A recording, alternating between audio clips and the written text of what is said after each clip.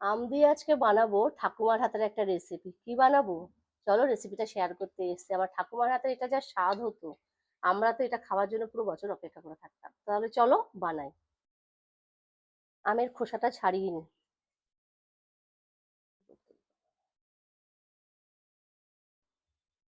আমের খোসাগুলো ছাড়িয়ে নিয়েছি।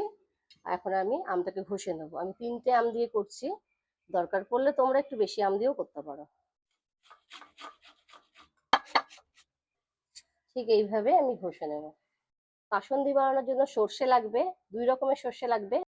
প্রথমে লাল সর্ষেটা দিয়ে দিলাম, হলুদ সর্ষেটা দিয়ে দেবো। হলুদ সর্ষে আর লাল সর্ষেটা একসাথে বেটে নেব। অল্প অল্প করে বাটবো যাতে পড়ে না যায়, তো আবার লাগলে আবার দেবো। মাম্মি বাটা হলো? এই তো প্রায় হয়ে গেছে।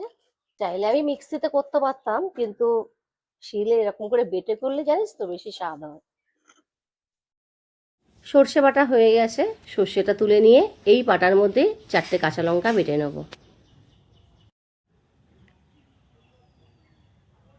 কাঁচা লঙ্কা বেটে নিয়েছি। এখন আম কাসুন্দিটা বানাতে যাব। একটা বাটির মধ্যে গ্রেট করে রাখা আমটাকে নিয়ে নেব। এখন দিয়ে দেবো সর্ষে বাটা, কাঁচা লঙ্কা বাটা, 2 রকমের নুন দেবো, সাদা নুন আর দেবো বিট নুন।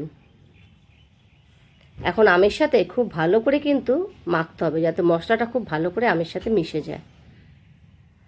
একটু মেখে নিয়ে দিয়ে দেবো হলুদ গুঁড়ো। হলুদ গুঁড়োটা দিয়ে একটু মাখতেই কিন্তু কালারটা চলে আসবে। এখন তো বাজারে পাট শাক উঠেছে।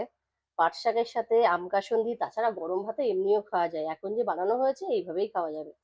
আর আমি তো একটা জারের মধ্যে ভরে একটু রোদ্রে দিয়ে দিয়ে রাখবো, যখন যখন শাক বানাবো খেতে ইচ্ছা করবে খাবো। আর পেয়ারা মাখা, আম মাখা এগুলো তো খুবই ভালো লাগে, শশা মাখা। তো যাই হোক, আমার মাখা হয়ে গেছে। এখন সর্ষের তেল দেবো। এখন সর্ষের তেল দিয়ে দিলাম। এরকম একটা শুকনো কাচের জার নিয়েছি। জারটা কিন্তু একদম শুকনো নেবে, ঠিক আছে? এখন এই কাচের জারটার মধ্যে আমটাকে ভরে দেবো।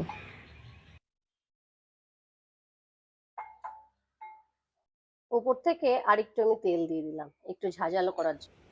তেলটা দেওয়ার পরে একটা চামচের সাহায্যে আমের সাথে খুব ভালো করে মিশিয়ে দেবো। এবার এবার একটু টেস্ট করে দেখি কেমন বানিয়েছি আমি।